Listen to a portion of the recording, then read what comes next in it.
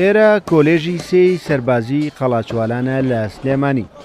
پۆلێک ئەفسەری تری وەزارەتی بەرگری عێراق خولەکەیان تەواو کرد و پلەی سەربازی ملازمی دویان پێدرا. خولی دەرچوونی 83ەمە و ژمارەیان 366 خوێندکارە کە بوون بە ئەفسەر.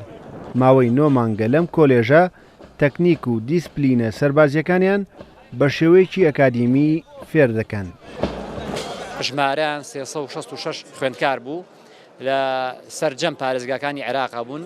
خولەکان بۆ ماوەی 9 مانگ بوو، بەڵام بەڕاستی ئەو 9 مانگە لە هەلومەرجێکی زۆر دژوارا بوو بەهۆی بەڵاوبوونەوەی پەتای کۆرۆنا و ئەو ڕێوشوێنانەی کە دانرابوون بۆ ئەوە. بەڵام سووربوونی مەراجع عسکەریەکان و سووربوونی خوێندکارەکان لە خولەکە وای کرد کە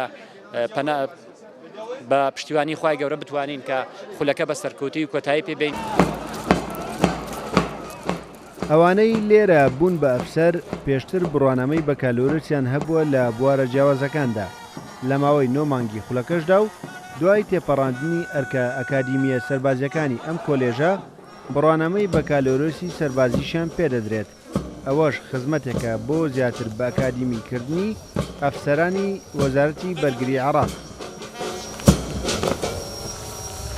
توانن ئەوانە ئێستا تەوزیع بن لە هەموو بەشەکانی جێشی عێراقی و ئەتوانن بە هەموو توانەی خۆیانە و ئیشی خۆیان بکەن لەبەر ئەوەی ئەم زابطانە گرنگن بۆ جێشی عێراق، گرنگە بۆ هەموو مەجالاتی لە جێشی عێراق ئیش بکەن تا بتوانن مستەوای خۆیان بەرز بکەن و تا بتوانن ئیشی خۆیان بە ڕکوبیەکی بەجی هەنی بکەن، ئامادە بکەن. کۆلێژی سەربازی قەڵاچوالان لە 24/12/1991 و لەسەر ڕاستپاردەی سەرۆک مامجەلال بە بڕیاری مەکتەبی سیاسی یەکێتی دامەزرا و لە 15/1/1992 کرایەوە. لە دوای ساڵی 2005شەوە بە بڕیاری مام خرایە سەر وەزارەتی بەرگری عێراق. ساڵانەش بە سەدان ئەفسەر بۆ ڕیزەکانی پێشمەرگە و سوپای عێراق پێدەگەێنێت.